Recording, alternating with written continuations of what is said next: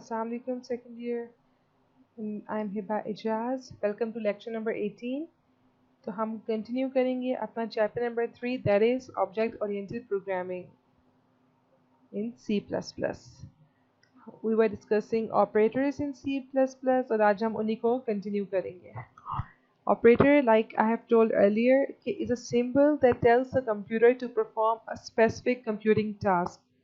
For example, the plus operator is used to add two numbers. Okay, so here plus is an operator और ये plus का sign बता रहा है कि हमने एग्जैक्टली टास्क क्या परफॉर्म करना है.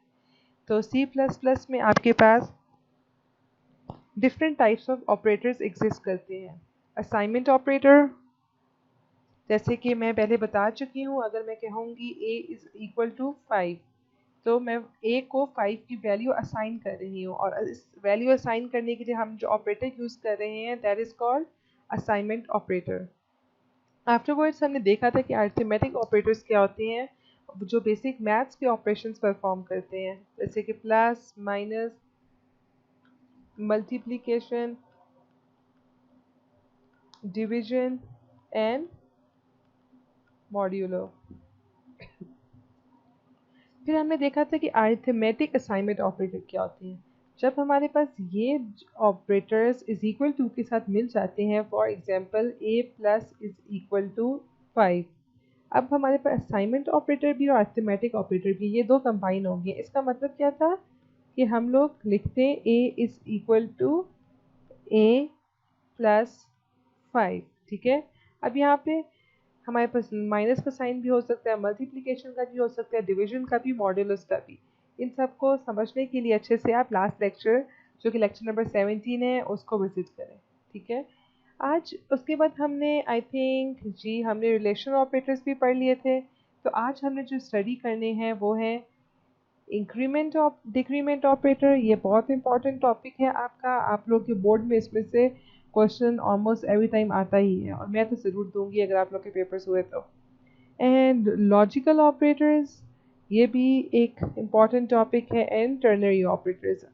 तो ऑपरेटर्स हमारे आज फिनिश हो जाएंगे. आज हम इन तीनों को स्टडी करते हैं. स्टार्ट लेते हैं हम इंक्रीमेंट डिक्रीमेंट ऑपरेटर से.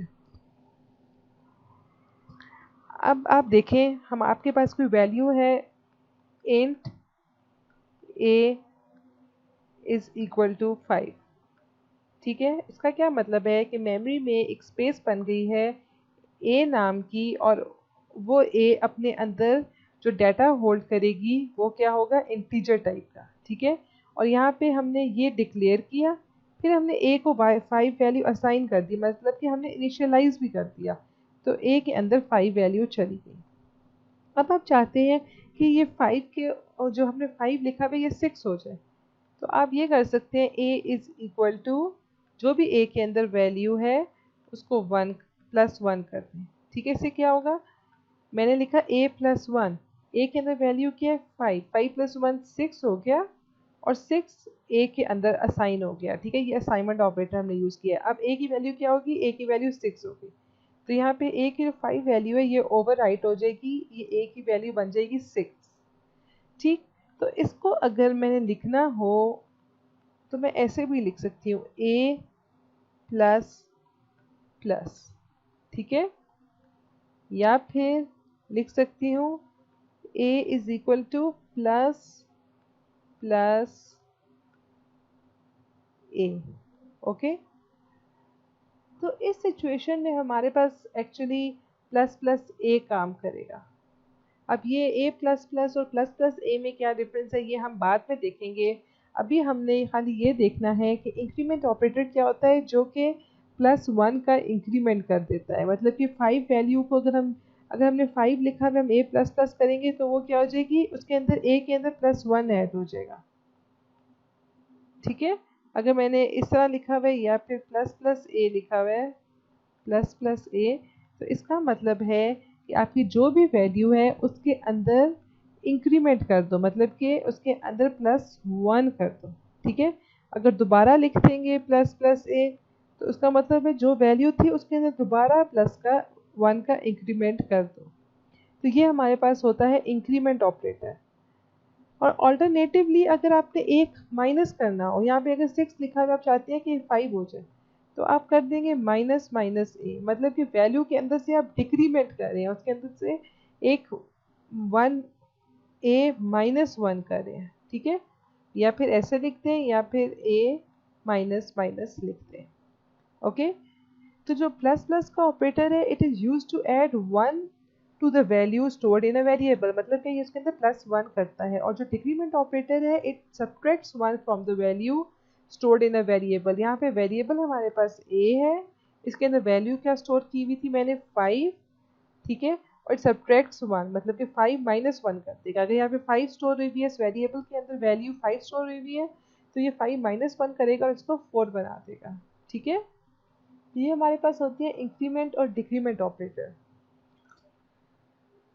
अब हमारा मैंने बताया कि प्लस प्लस एक्स कर दो या एक्स प्लस प्लस कर दो, इन दोनों का मतलब है कि x के अंदर प्लस 1 कर दो, ठीक है। x की जो भी वैल्यू है, x एक वेरिएबल है और इस वेरिएबल की कोई एक वेरिएबल है x नाम का और इसकी कोई वैल्यू है, ठीक है। तो जो भी वैल्यू है इसके अंदर प्लस 1 कर दो। और अगर माइनस माइनस एक्स लिखा हुआ है या x माइनस माइनस लिखा हुआ है, तो इसका मतलब है x नाम का एक वेरिएबल है, इसकी कोई वैल्यू है, इसके अंदर से माइनस 1 कर दो। ओके, और वो माइनस 1 होके वापस इस वेरिएबल के अंदर वैल्यू स्टोर भी हो जाती है, सही है। अब हमने देखना है कि ये प्लस प्लस एक्स और एक्स प्लस प्लस, कभी ये इंक्रीमेंट का साइन पहले लगा हुआ है, कभी ये इंक्रीमेंट का साइन बाद में लगा हुआ है। जैसे यहाँ पे देख रहे हैं डिक्रीमेंट का साइन पहले लगा हुआ है, यहाँ पे डिक्रीमेंट का साइन बाद में लगा हुआ है। तो इन दो में डिफरेंस क्या है? पहले तो आप सिंपल देखें कि एग्जाम्पल ऑफ प्रीफिक्स इंक्रीमेंट्स, आप देखना प्रीफिक्स होता है और एक चीज होती है हमारे पास पोस्टफिक्स।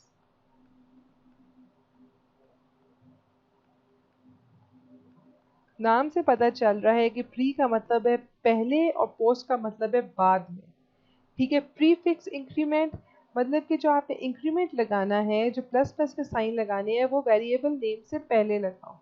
और पोस्टफिक्स का मतलब है कि आपने जो इंक्रीमेंट का ऑपरेटर लगाना है वो बाद में लगाओ, ठीक है। तो प्रीफिक्स इंक्रीमेंट ही होता है। अगर यहाँ पे लिखा हुआ प्रीफिक्स डिक्रीमेंट, इसका क्या मतलब होगा?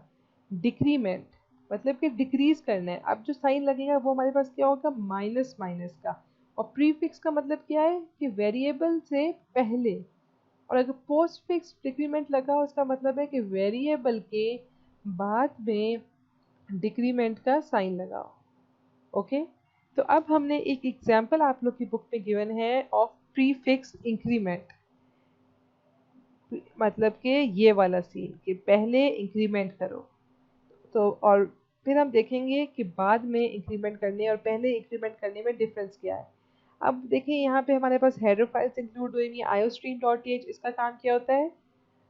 सी आउट, आपने अगर कोई भी कंसोल पे आउटपुट देना है, जैसे कि सी आउट होता है, उसको स्क्रीन के ऊपर डिस्प्ले करना है, तो इस फंक्शन को यूज़ करने के लिए आपके पास ये हेडर फाइल आपके प्रोग्राम में इंक्लूड होना ज़रूरी है, ठीक है। क्योंकि ये सारे फंक्शंस इसी हेडर फाइल में डिफाइन हुए होते हैं। Hash include conio dot H ये कंसोल इनपुट आउटपुट के लिए है। जैसे कि आपने गेट सी एच का फंक्शन है, ठीक है, गेट करेक्टर है, आपने अपनी स्क्रीन के ऊपर कोई करेक्टर को गेट करना है, तो उसके लिए आपको इस फंक्शन को यूज़ करने के लिए इस हेडर फाइल को इंक्लूड करना ज़रूरी है। इसके अलावा जो क्लियर स्क्रीन का फंक्शन है, मतलब कि आपके पास जितना भी गार्बेज डाटा है, पहले जितनी भी वैल्यूज़ किसी जगह पर स्टोर हुई हुई हैं, उनको इरेज करते हैं। तो वो आप यहाँ पे क्लियर स्क्रीन का जो फंक्शन लिखते हैं मेन के फौरन बाद, वो भी पोलिगन डॉट एच के अंदर इंक्लूड हुआ है। उसके बाद आपके पास यहाँ पे लिखा हुआ है वॉइड मेन, मतलब कि अब हमें जहाँ पे अपना मेन प्रोग्राम करना है वो फंक्शन हमारे पास स्टार्ट हो गया है। अब यहाँ पे हमारे पास हुई भी है डिक्लेरेशन इंट एक्स वाई। इसका मतलब है कि दो वेरिएबल बना दो मेमोरी में, ठीक है, इंटीजर टाइप के, एक का नाम x रखो, एक का नाम y रखो, और इनके अंदर जो वैल्यू स्टोर होगी वो इंटीजर होगी। इंटीजर क्या है? डाटा टाइप है, मतलब कि ये हमेशा अपने अंदर कोई होल नंबर स्टोर करेंगे, ठीक है, डेसिमल वैल्यू स्टोर नहीं करेंगे। यहाँ पे आप लिखा हुआ है y इज इक्वल टू 10, मतलब कि y के अंदर 10 वैल्यू डाल दो। ये यहाँ पे इन्होंने किया इनिशियलाइजेशन, ठीक है। मतलब कि वेरिएबल के अंदर कोई वैल्यू इंसर्ट कर दी है। अब यहाँ पे हमारे पास लिखा हुआ है x is equal to plus plus y. अब आप देखें यहाँ पे लिखा हुआ है x is equal to plus plus y, मतलब कि y के अंदर प्लस प्लस वाई का पहले क्या मतलब है हम ये देखते हैं। प्लस प्लस वाई का मतलब है y के अंदर जो भी वैल्यू है उसको प्लस वन कर दो। y के अंदर हमारे पास 10 है, इसको हम लोग कर देंगे प्लस वन, ये क्या बन गई 11। तो हमारे पास इस पॉइंट पे वैल्यू क्या आ गई 11, ठीक है। और इसके साथ यहाँ पे आपके पास लगा हुआ है असाइनमेंट ऑपरेटर, मतलब कि x को ये वैल्यू असाइन कर दो, ठीक है। x के अंदर 11 डाल दो, तो यहाँ पे x के अंदर क्या चली गई 11, ओके। और फिर हमारे पास नेक्स्ट लाइन में लिखा हुआ है सी आउट, मतलब कि स्क्रीन के ऊपर डिस्प्ले कर दो x। अब ये इन्वर्टेड कॉमर्स में लिखा हुआ है, इसका मतलब है ये चीज़ एज इट इज स्क्रीन के ऊपर आ जाएगी। हमारे पास लिखा हुआ आ जाएगा x, ये हमारे पास आउटपुट आएगा। और उसके बाद लिखा हुआ है x, इसके ऊपर कोई इन्वर्टेड कॉमर्स नहीं है, मतलब कि इस वेरिएबल के अंदर जो वैल्यू है वो डिस्प्ले करा दो। इस वेरिएबल के अंदर वैल्यू कौन सी आ गई है 11, ठीक है। फिर साथ लिखा हुआ है इसके नीचे, अब यहाँ पे कोई एंड एन नहीं लिखा हुआ, कोई बैक स्लैश एन नहीं लिखा हुआ, मतलब कि हमें न्यू लाइन में मूव नहीं करना। जो नेक्स्ट आउटपुट आएगा वो इसके सामने से ही आएगा। नेक्स्ट सी आउट पे क्या लिखा हुआ है वाई, ठीक है। तो ये एज इट इज क्यों लिखा हुआ आ जाएगा वाई हमारे पास, क्योंकि हमारे पास ये इन्वर्टेड कॉमर्स में और कोई स्पेस नहीं आएगी हमारे पास, क्योंकि यहाँ पे कहीं स्पेस नहीं दी गई, ना ही एंड एल इस्तेमाल हुआ है, ना ही कोई स्पेस इस्तेमाल हुई हुई है, ना ही बैक स्लैश एन इस्तेमाल हुआ है। तो हम इसके एग्जैक्टली सामने से शुरू कर देंगे आउटपुट। तो यहाँ पे अब लिखा हुआ है वाई, ठीक है, इन्वर्टेड कॉमर्स में लिखा हुआ है ये y और कॉलन ये एज इट इज आ जाएगा। उसके बाद लिखा हुआ है y, मतलब कि y के अंदर प्रेजेंट वैल्यू कर दो। तो y के अंदर क्या वैल्यू हो गई थी 11, जब इंक्रीमेंट हुआ था उसके अंदर वैल्यू आ गई थी 11, ठीक है। तो ये आपके पास आउटपुट आ जाएगा। अब देखिए ये हमारे पास कौन सा ऑपरेटर था, प्लस प्लस का साइन पहले लगा हुआ था, ये हमारे पास था प्रीफिक्स। अगर ये पोस्ट फिक्स होता, मतलब कि यहाँ पे y प्लस प्लस लिखा हुआ होता है, ठीक है, यहाँ पे लिखा हुआ होता है y प्लस प्लस, तो फिर क्या डिफरेंस आता, ये हेडर फाइल भी इंक्लूड वैसे ही होती, ये भी वैसे, सब कुछ काम वैसे ही हो रहा होता। y इज इक्वल्स टू 10 हो जाता, ठीक है, y इज इक्वल्स टू यहाँ पे 10 हो जाता।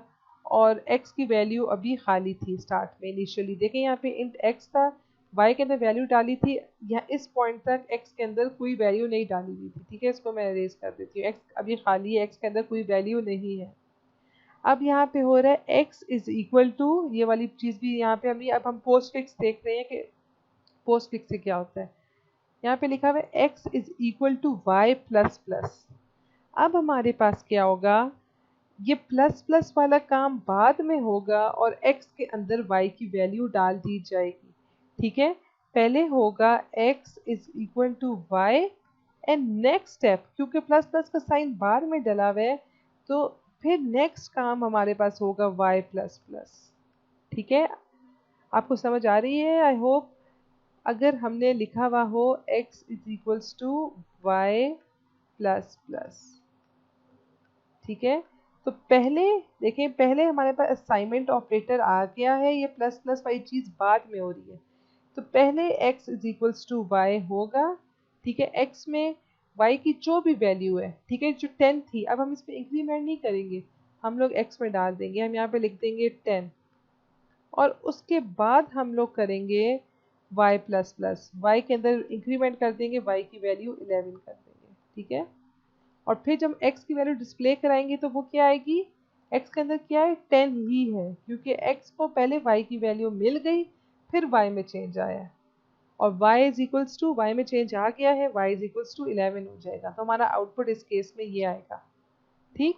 तो अगर प्री फिक्स इंक्रीमेंट हो या पोस्ट फिक्स हो, आई होप इसका आपको समझ आ गया है, ठीक है। प्री फिक्स में, इसे प्री फिक्स में पहले हम लोग कर देते हैं y के अंदर इंक्रीमेंट करते हैं, ठीक है, पहले y की वैल्यू में प्लस वन ऐड हो जाता है, जैसे 10 था तो वो 11 बन गया, फिर उसके बाद x के अंदर y को डाला जाता है, ठीक है, मतलब कि x के अंदर 11 आ जाएगा। लेकिन अगर हमारे पास पोस्ट फिक्स हो, जैसे यहाँ पे है, ठीक है, इंक्रीमेंट ऑपरेटर बाद में आ रहा है, तो पहले x के अंदर y की वैल्यू डल जाएगी, फिर y में इंक्रीमेंट होगा।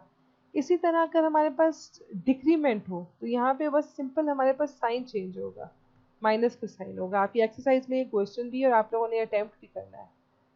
यहाँ पे माइनस का साइन होगा, ठीक है। इसका मतलब है कि पहले x के अंदर y की वैल्यू डाल दो। y की वैल्यू क्या है? 10। तो पहले x के अंदर 10 डाल दो, फिर आप क्या करो, फिर y को डिक्रीमेंट करो, फिर y की वैल्यू 1 कम करो। तो y की वैल्यू क्या थी? 10, तो इसको क्या कर दो? 9, ठीक है। ये 11 वाली मैं नहीं लेके चल रही, मैं जिस प्रोग्राम में वो वैल्यूज लेके चल रही हूँ अभी एक्सप्लेन करने के लिए, ठीक है। इसी तरह अगर यहाँ पे माइनस माइनस वाई हो, इसका मतलब है कि पहले 10 में से 1 को माइनस कर दो, क्या बन जाएगा? 9, और फिर x के अंदर y डालो, अब x के अंदर भी 9 आ जाएगा। तो ये कॉन्सेप्ट काफ़ी इंपॉर्टेंट है, आई होप आप लोगों को समझ आ गया होगा। ये यहीं पे मैंने जो लास्ट प्रोग्राम में बताया है प्रीफिक्स इंक्रीमेंट का, ठीक है, ये वही है कि पहले x के अंदर y की वैल्यू डाल दो, फिर y को ऐड करो। ओके, एग्जैक्टली वही है। अब हमने देखना है कि लॉजिकल ऑपरेटर्स क्या होते हैं। आपके पास जो गेट्स होते हैं, जिसके अंदर आपके पास होता है एंड, फिजिक्स में आप लोगों ने पढ़े होंगे, एंड गेट, और गेट, ठीक है, नॉट गेट, जो कि आपकी प्रोग्राम की जो लॉजिक है उसको कंट्रोल कर रहे होते हैं बेसिक, ठीक है। जब आपने दो या दो ज़्यादा कंडीशंस को कंबाइन करना हो तो वो बन जाती है कंपाउंड कंडीशन, और इन कंपाउंड कंडीशंस में भी आपके पास इन गेट्स का इस्तेमाल हो रहा होता है। तो logical operators are used in programming when it is required to take some action based on one or more condition, ठीक है। जब हमारे पास एक कंडीशन हो, फॉर एग्जांपल मैंने कहना हो कि ये चीज़ भी ट्रू हो रही है, और ये अब हम टेबल में अंडरस्टैंड करते हैं। सबसे पहले देखें कि हमारे पास 3 किस्म के यहाँ इसमें लॉजिकल ऑपरेटर्स होते हैं, एंड, और, नॉट, ठीक है। प्रोग्रामिंग में जिस तरह मल्टीप्लिकेशन को स्टैरिक की फॉर्म में लिखते हैं, ठीक है, मल्टीप्लिकेशन के लिए स्टैरिक का सिंबल यूज होता है। अगर आपने किसी चीज़ को एंड करना हो तो उसके लिए ये सिंबल यूज होता है। और किसी चीज़ को और करना हो तो ये सिंबल यूज होता है, और किसी चीज़ को नॉट करना हो तो ये सिंबल यूज होता है। ये सब चीज़ें इम्प्लीमेंट कैसे होंगी आप लोग आगे जाके स्टडी करेंगे। अभी आपने बेसिक कॉन्सेप्ट लेना है कि लॉजिकल ऑपरेटर्स होते क्या हैं। देखें, अगर आपके पास, आपने देखना हो कि आपके पास एक कंडीशन है, अगर एक स्टूडेंट है उसके मार्क्स हैं, मार्क्स, ओके, अगर एक स्टूडेंट के मार्क्स आए हैं 90 से ज़्यादा, ठीक है, और उसके मार्क्स जो आए हैं वो आए हैं 100 से कम, ठीक है। ये मैं रिलेशनल ऑपरेटर यूज़ किए हैं। आपको याद होगा कि हमने जब किसी चीज़ का कंपैरिजन करना हो तो हम रिलेशनल ऑपरेटर्स को यूज़ करते हैं। अब एक स्टूडेंट के अगर मार्क्स 90 से ज़्यादा हैं और 100 से कम है, अब हमें दो कंडीशंस आ गई हैं, तो उस स्टूडेंट को हमें ए ग्रेड देना है। तो दो कंडीशंस को कंबाइन हम लोग कैसे करते हैं? लॉजिकल ऑपरेटर्स को यूज़ करके, ठीक है। मैं कह रही हूँ, यहाँ पे मैं इस्तेमाल कर लेती हूँ एंड। अब ये एंड किस लिए काम आया? कि उस स्टूडेंट के मार्क्स 90 से ज़्यादा हो और 100 से कम हो, तब उसको ए दो, मतलब कि ये दोनों कंडीशंस ट्रू हो, ठीक। तो एंड हमारे पास तब ट्रू रिजल्ट देता है अगर पहली कंडीशन, मतलब कि मार्क्स 90 से ज़्यादा है, ये कंडीशन भी फुलफिल हो। फॉर एग्जांपल एक स्टूडेंट के मार्क्स 92 आए हैं तो उसका ए ग्रेड बनता है, हमने उसको चेक करना है। तो अगर एक स्टूडेंट के मार्क्स 92 थे, मतलब कि 90 से ज़्यादा थे, पहला एक्सप्रेशन ट्रू हो गया, और उसके 100 से कम थे, 92 लेस देन 100, दूसरा एक्सप्रेशन भी ट्रू हो गया। तो इस केस में एंड ऑपरेटर हमें ट्रू रिजल्ट देता है, ठीक है। तो हम लोग एंड ऑपरेटर को इस टाइप के सिनेरियोज में यूज़ कर सकते हैं। अगर मैंने कहा नॉट ऑपरेटर का काम क्या होता है, अगर मैं कहूँ कि इफ मार्क्स, ठीक है, अगर मार्क्स लेस देन 40, ठीक है, और इसके ऊपर मैंने लगा दिया है नॉट, ठीक है। नॉट क्या करते हैं, उल्टा कर देते हैं। अगर एक स्टूडेंट के मार्क्स लेस देन 40 नहीं है, यहाँ पे तो मैंने लिखा है ना मार्क लेस देन 40, लेकिन ये नॉट क्या कर देते हैं, इस बात को उल्टा कर देते हैं। इफ मार्क्स लेस देन 40 नहीं है तो स्टूडेंट क्या है, पास है। अगर ये खाली मार्क्स लेस देन 40 लिखा हुआ होता तो स्टूडेंट क्या होता है, 40 से कम पे फेल होता। लेकिन नॉट का मतलब है कि अगर मार्क्स लेस देन 40 नहीं है तो स्टूडेंट पास है, ठीक है, मतलब उसके मार्क्स ज़्यादा है। तो नॉट ऑपरेटर कुछ इस टाइप के सिनेरियोज में यूज़ होता है। ये एक अच्छी एग्जांपल नहीं है आपके प्रोग्रामिंग में। जब आप लोग डिफरेंट प्रोग्राम्स करेंगे तो आपको बेटर एग्जांपल्स भी मिलेंगी।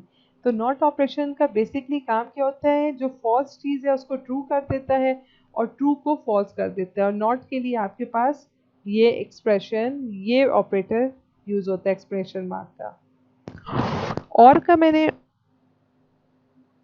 ओके और क्या करता है, यहाँ पे एंड का है, और का मैं टेबल नहीं ऐड कर सकी। और अगर कोई एक चीज़ भी ट्रू हो, ठीक है, अगर एक एक्सप्रेशन ये वाला ट्रू होता और ये गलत होता, फिर भी और जो आपके पास ओवरऑल रिजल्ट प्रोड्यूस करता है ना, वो ट्रू रिजल्ट प्रोड्यूस कर देता है, ठीक है। अगर उस यहाँ पे भी ट्रू होता, यहाँ पे भी ट्रू होता, मतलब कि ये कंडीशन भी सेटिस्फाई होती, ये कंडीशन भी सेटिस्फाई होती, जैसे कि एंड के केस में था, तो फिर तो वो कहता कि ठीक है। अगर एक चीज़ ट्रू थी, मतलब एक आपकी जो कंडीशन थी वो तो ठीक थी, लेकिन दूसरी कंडीशन ठीक नहीं थी, वो फिर भी उसको कह देगा कि सही है, ओके। अगर एक चीज़ गलत, पहला एक्सप्रेशन गलत होता, मतलब कि ये कंडीशन फुलफिल ना हो रही होती और दूसरी कंडीशन फुलफिल हो रही होती, वो फिर भी उसको ट्रू कहता। और अगर दोनों कंडीशंस गलत होती, ठीक है, ये दोनों कंडीशन गलत होती, तो फिर ये इसको गलत ही कहता। तो और के केस में अगर कोई एक चीज़ भी ठीक हो जाए तो वो रिजल्ट देता है कि ट्रू देता है। नेक्स्ट जो टाइप हमने ऑपरेटर्स की हमने आज का देख ली, इंक्रीमेंट डिक्रीमेंट ऑपरेटर्स देख लिए, लॉजिकल ऑपरेटर्स देख लिए, लास्ट पर हमने आज देखते हैं वो है टर्नरी ऑपरेटर्स, ओके, इसको हम कंडीशनल ऑपरेटर भी कहते हैं। अब टर्नरी ऑपरेटर्स के लिए हमारे पास ये साइन यूज होता है, क्वेश्चन मार्क और आगे कॉलन, ओके। एंड के लिए क्या यूज हो रहा था, हम लोग लिखते थे एंड, ठीक है। इसके लिए क्या यूज हो रहा था हमारे पास, ये दो एम्परसेंड साइन। हमारे पास और के लिए क्या यूज हो रहा था, दो स्ट्रेट बार्स। नॉट के लिए क्या यूज हो रहा था, एक्सप्लेनेशन मार्क। लेस देन के लिए यूज होता है ये साइन प्रोग्रामिंग में, ग्रेटर देन के लिए ये sign, less than equal to के लिए ये sign, greater than equal to के लिए हमारे पास ये साइन यूज होता है, ठीक है। इस तरह हमारे पास एडिशन सब्ट्रैक्शन के लिए साइंस हैं। इसी तरह हमारे पास एक ऑपरेटर है टर्नरी ऑपरेटर, उसके लिए हम ये साइन यूज करते हैं, क्वेश्चन मार्क एंड देन आगे कॉलन। अब ये काम क्या करता है हमारे पास, ये आगे हम लोग एक एग्जाम्पल की मदद से देखते हैं।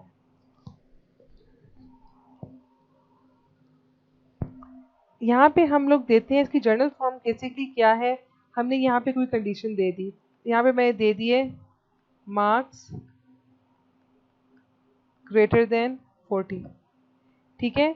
मैं कहती हूँ कि अगर एक स्टूडेंट के मार्क्स 40 से ज़्यादा हैं तो एक्सप्रेशन मेरे पास सी आउट कर दो कि जो स्टूडेंट है वो पास हो गया है, और अगर उसके मार्क्स 40 से ज़्यादा नहीं है तो आगे प्रिंट कर दो कि स्टूडेंट फेल हो गया, ठीक है।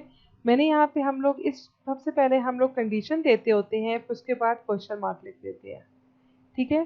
फिर मैंने क्या कहा कि अगर 40 से ज़्यादा है तो कह दो पास हो गया।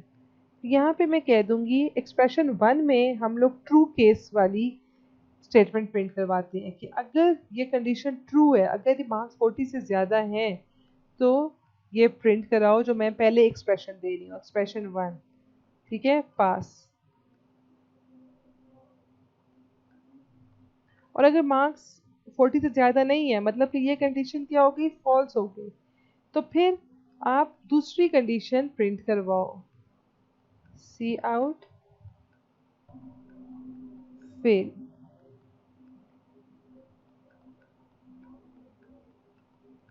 ठीक। तो जो हमारे पास टर्नरी ऑपरेटर होता है, इसका काम होता है कि अगर एक कंडीशन ट्रू है तो पहली वाली स्टेटमेंट प्रिंट करवा दो, अगर एक कंडीशन फॉल्स है तो दूसरी वाली स्टेटमेंट प्रिंट करवा दो। अगर 40 से ज़्यादा होंगे तो ये जो सेकंड फेल वाली है ये इग्नोर हो जाएगी और पहली कंडीशन हमारे पास पास लिखा हुआ आउटपुट पे आ जाएगा। ठीक है। अगर हमारे पास ये कंडीशन फॉल्स है, अगर एक स्टूडेंट के मार्क्स 30 हैं तो ये पहली वाली जो स्टेटमेंट है ये इग्नोर हो जाएगी, इसके अंदर कुछ भी नहीं प्रिंट होगा और सीधा हमारा जो कंट्रोल है वो इस वाली स्टेटमेंट कॉलन के बाद वाली स्टेटमेंट के ऊपर आ जाएगा, एक्सप्रेशन के ऊपर आ जाएगा और हमारे पास फेल लिखा हुआ प्रिंट हो जाएगा। ठीक है। फेल क्यों प्रिंट होगा लिखा हुआ? क्योंकि ये सी आउट के अंदर लिखा हुआ है, सी आउट के अंदर जो भी चीज़ लिखते हैं वो आउटपुट पे आ जाती है और इन्वर्टेड कॉमर्स के अंदर जो चीज़ भी हमने लिखी हो वो एज इट इज़ आ जाती है। ओके। तो यहाँ पे हमारे पास एक एग्जाम्पल है, हेडर फाइल्स इंक्लूड हुई, मेन बॉडी स्टार्ट हुई, 3 वेरिएबल्स डिक्लेयर हुए एक्स वाई के। ठीक है। ये 3 स्पेसेस बन गई मेमोरी में। अब इनिशियलाइज हो गया, एक्स के अंदर चली गई है वैल्यू 15, वाई के अंदर क्या चला गया 10। अब इन्होंने लिखा हुआ है एक्स इज इक्वल टू, अगर एक्स वाई से बड़ा है, अब देखना यहाँ पे ये क्या हो रहा है, यहाँ पे टर्नरी हमारे पास स्टेटमेंट टर्नरी ऑपरेटर लगा हुआ है। यहाँ पहले कंडीशन है, नेक्स्ट कौन सी थी हमारे पास ट्रू केस स्टेटमेंट और उसके बाद हमारे पास कौन सी थी फॉल्स केस एक्सप्रेशन। ये ट्रू वाला केस होता है, ये फॉल्स होता है और इधर हमारे पास कंडीशन होती है। अब हमारे पास हमारा जो प्रोग्राम है ये ऑटोमेटिकली क्या कैलकुलेट करेगा, क्या एक्स वाई से बड़ा है, क्या 15 10 से बड़ा है। ठीक है। तो ये क्या है, ट्रू है, वो बड़ा है, तो वो हमारे पास किसके ऊपर आ जाएगा, ट्रू केस के ऊपर, इस केस के ऊपर आएगा। दूसरा केस हमारे पास तो दूसरा एक्सप्रेशन है इग्नोर हो जाएगा। ये क्या करेगा, एक्स और वाई को ऐड कर देगा। एक्स और वाई को ऐड किया तो हमारे पास क्या बन गया 15 + 10 हमारे पास बन गया 25। 25 को ऐड किया, यहाँ पे 25 रिजल्ट आ गया इस पूरी एक्सप्रेशन का।